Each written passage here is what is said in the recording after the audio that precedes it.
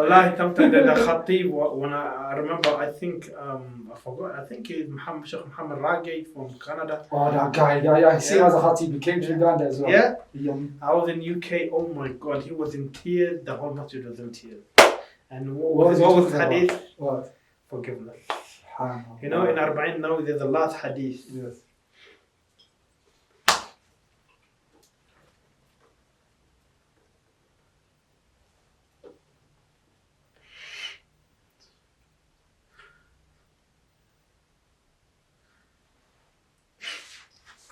It is my favorite hadith. Allah subhanahu wa ta'ala says, if my slave come to me, and if his sin, even if his sin reaches the mountain, and come back and ask for forgiveness, I will forgive him. And he goes and commit the same sin again, and he come to me, and he asks for forgiveness, I'll forgive him. Assalamu alaikum wa rahmatullahi wa barakatuh, my dear beloved viewers. Welcome back to Yemeni Brothers with my beloved brother Muhammad. Assalamu alaikum. Wa alaikum salam wa rahmatullahi wa barakatuh. How are you? You're always forgetting. Yes, what? Yemeni Brothers? Unscripted. That's reminded, this is unscripted. Why do you want it unscripted, by the way? It's about developing the skills of conversation, isn't it? Okay. Let's say you just sit down with someone, right?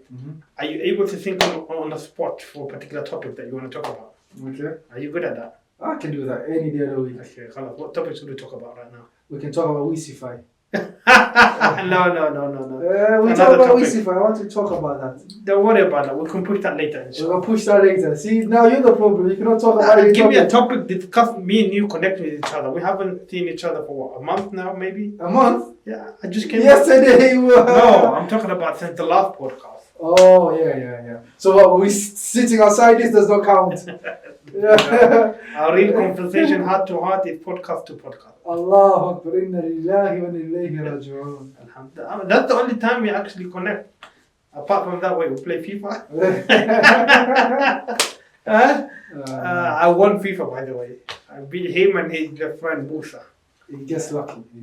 Lucky? He plays too much. He doesn't have time. When you get his level, you have enough time to keep playing and practicing. We get too busy. I don't even play around. I don't even play around. But this is actually a good game though. Alhamdulillah. Yes, if you spend like 30 minutes, 1 hour just playing, it's good. No. When you spend too much time on gaming, it's a waste of time. It's a waste of time. It's a good way to bond with people, bringing people together. It is, alhamdulillah. But it also, they say, وَلَا تَتَّبِعُ خُطُوَاتِ الشَّيْطَانِ. Yeah. Do not, follow the footstep of shaitan. Yes. The way that shaitan does in order to get people to commit haram. Yes. First, you get you to do the worst of the worst. If you can't, he'll tell you to do the major sin. If you can't, he'll do the minor thing. If you can't, the shaitan will instead of doing the good deed, he'll tell you to do things that are normal. Okay? Instead of doing deeds that are great to get many ajr, he will convince you to do deeds that have small ajr. He'll make you argue and discuss about small issues, small things. You've seen, I don't know if you've seen some student, Muslim student or sheikh, etc. Or they go on a khutbah and they talk about small issue. Yeah. They discuss about small issue. And alhamdulillah, what's happening in Gaza, Palestine, etc. Muslim cannot come into the masjid with a hat. Why they're not wearing a hat? I mean, seriously, in a khutbah where people of all different age, all different nationalities, all different, and then you go talk about something. Okay, I'm not saying it's not important, okay, but there are time and places for certain topics. No, 100%. Today, Allah, on a car journey to the retreat, we were talking about khutbah. That's one of the topics we were talking about. Okay, about khutbah. Khutbah in general.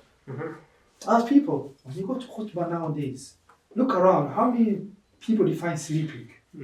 Oh, wallahi, Muhammad, wallahi, billahi, tallahi, the best sleep I have. Well, may Allah forgive me, is when it's khutbah. Yeah. Especially when it's a boring khutbah and it's hot and I just sleep. Yeah. Just. Muhammad sallallahu alaihi wasallam, his khutbah was so short. Yes. And to the point. Yes. And his prayer of Jum'ah was a little bit longer to keep the khutbah short. and the prayer longer. What we did now kept the khutbah very long and the prayer The very Prophet short. knew the power of TikTok and short videos before we even. Yeah, but keep it short, simple, to the point. There's a dua they do during khutbahs. You know that dua? Which one? The one at the beginning of the khutbah or the end? At the beginning. إن الحمد لله نحمده ونستعينه ونستغفره ونعوذ بالله من شرور أنفسنا ومن سيئات أعمالنا من يهده الله فلا مضل له ومن يضلل فلا هادي له وأشهد أن لا إله إلا الله وحده لا شريك له وأشهد أن محمد عبده ورسوله. Listen to the seerah of Yasir Qadi. He said that was the Muhammad sallallahu alaihi wasallam, his whole khutbah. His first khutbah, that was his whole khutbah. Allahu Akbar. Allahu Akbar. Imagine. Allahu Akbar. Allahu Akbar. Short, to the point, and it's sweet. Size is sweet. Yeah, I know. Allah. You know, the one guy was saying, no, but they talk. Okay, let me give you something. The khutbah, they will tell you a point. But how many times would that repeat the same point in 100 different ways? Say the point, say one hadith, say one ayah, let's move on. But they will say one point in different ways until you're like, okay, we get it. It is a skill, a soft skill that people who give a khutbah, they need to learn. Yeah. Right? You need the body language. 93% is through what? Body language. Yes. Today,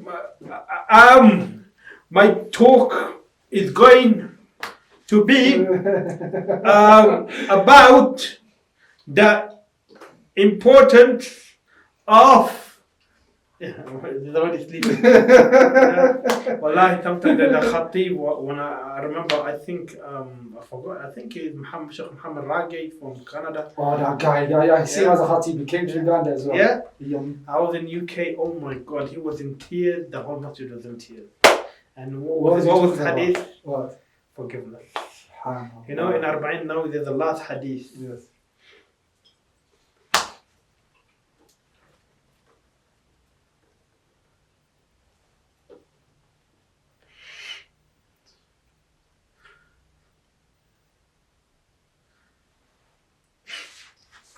It is my favorite hadith. Allah subhanahu wa ta'ala said, if my slave come to me, and if his sin, even if his sin reaches the mountain, and come back and ask for forgiveness, I will forgive him.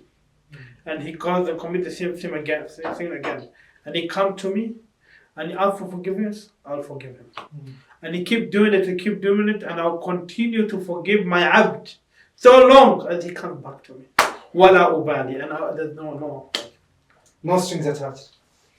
Yeah. No strings attached. He doesn't come to you and tell you why you doing it again. Why you come again? He said, no, keep coming. Alhamdulillah. Said Rage, when he came to Uganda, he spoke about Bilal. Bilal. After that day, I like, that guy is a Rijal. That guy, he's a Rijal. He's a man. I told all the Sahabas, and my respect for him went to a whole another level, man. Ahadun ahad. Ahadun ahad. Ahadun ahad. How many people have kept saying that? Wallahi. You know that the Sahabas on those days, they're iman, we can never get close to them. May Allah make us get close to them. It's possible. I believe it's possible. It will be such a difficult battle. No. Not easy being hit, being punished, and you still have that faith, high iman. Imagine. Because there are some companions that couldn't. Yeah, and he was allowed to. You're allowed to. The thing is, you're allowed to leave it and no love lost, nothing lost. But he did it for, for his honor, for his, for Allah. But you know the Jannah is much greater. وَمَا الْحَيَاةُ الدُّنْيَا إِلَّا مَتَاعٌ وَالْآخِرَةُ خَيْرٌ وَأَبْقَىٰ. The life of the Akhirah is better in quality and in quantity. Yeah. These are the people who know the Quran, who connect with the Quran. Yeah. Allah Akbar. These are the word of Allah subhanahu wa ta'ala. You told me to keep. I did. You're like, keep your phone on silent. I told you I'm not going to do it. Okay, it was in aeroplane mode. I thought aeroplane mode would go into silent. Allah Akbar. I thought aeroplane mode was... Before we went in, I said, okay, make sure let's put it on silent. So I click aeroplane mode. And I was joking with you, like, I'm not keep my phone on silent. It's unscripted. You should hear the ringtones. Allah. And it all comes in. But still, the khutbahs is something very important. What I feel we're missing in our Muslim ummah, and honestly, I really respect this from. By the way, this is a science. It's called ilm al-khitaba. The knowledge of giving khutbah. They teach it in Islamic universities. Subhanallah. And this is something I really respect with an organization called IDP. Mm-hmm. They really focus. You're name dropping today, yeah? I'm name dropping a lot. Well, I have to respect them. I have to shout out to them that they really train the imams, and I think this is the biggest problem that we have in the Muslim ummah, that the imams are not trained enough. They just put there, yalla, do what you do. You know what I'm trying to say? When you see the pastors in the churches and when you see them talk, and you know, like they're powerful. Yeah, they train. They're meant to be there. Are you with me? And now imams are like, okay, they know the Quran, they know the Hadith, they know that, but they're not trained on public speaking and how to deal with the people. And I think that's a very important training that a lot of people are missing out on. A lot of the imams are missing out on. Allah. Yeah, we need to do that, mashallah. Learn how to give khutbah. How did you learn? You have natural public speaking skills. How did you do it? You never gave a khutbah in your life. Have you ever given a khutbah? No. Okay. No, not yet. Not anytime soon.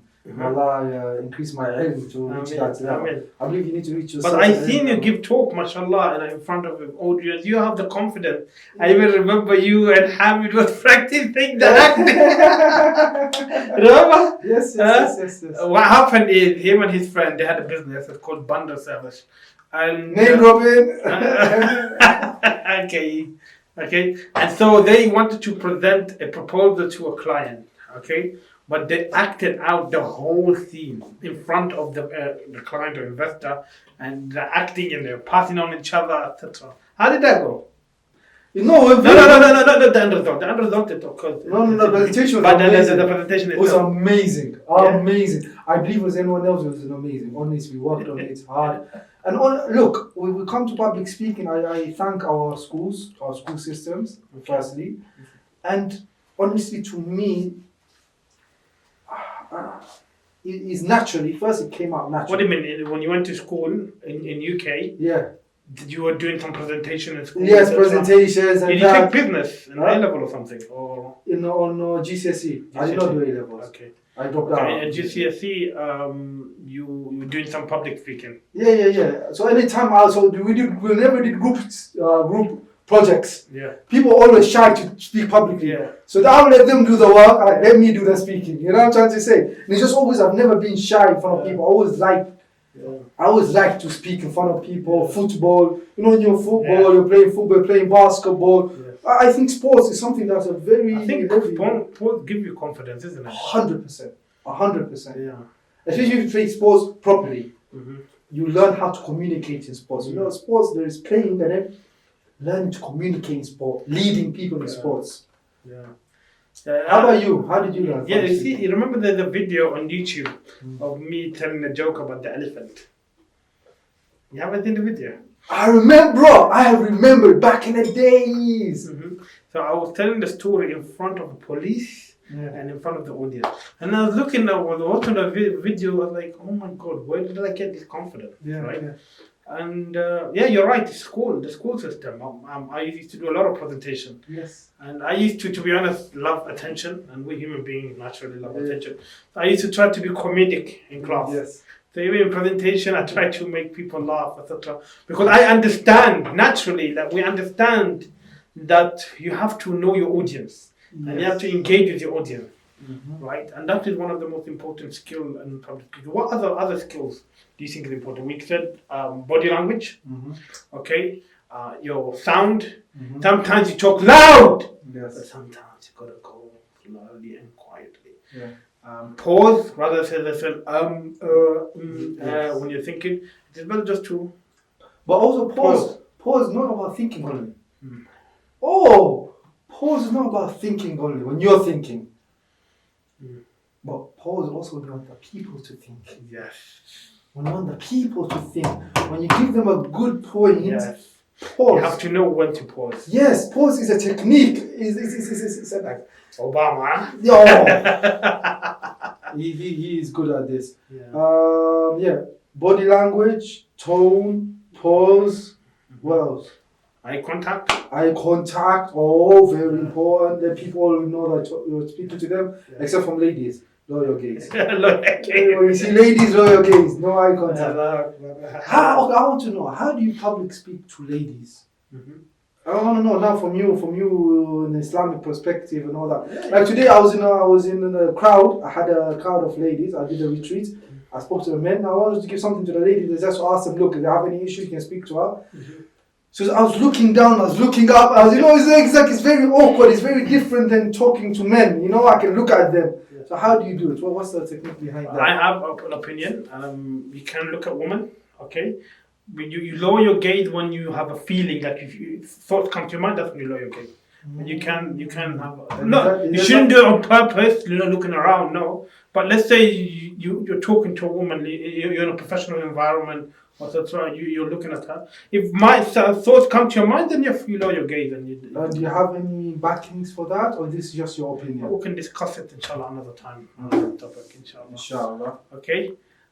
Yes. So we talk about public speaking, the importance of public speaking, and we need to develop our skill set. Encourage the imam to do it. Alhamdulillah, we have some imams in our locality. We need to encourage them and develop them. And that is it for this podcast, inshallah. We'll continue, okay? Part 2, we'll talk about more about public speaking. We'll talk about more some of the subjects that we discussed in this episode. So thank you so much for listening. Again, this is Yemeni Brothers. Unscripted. Assalamu alaikum.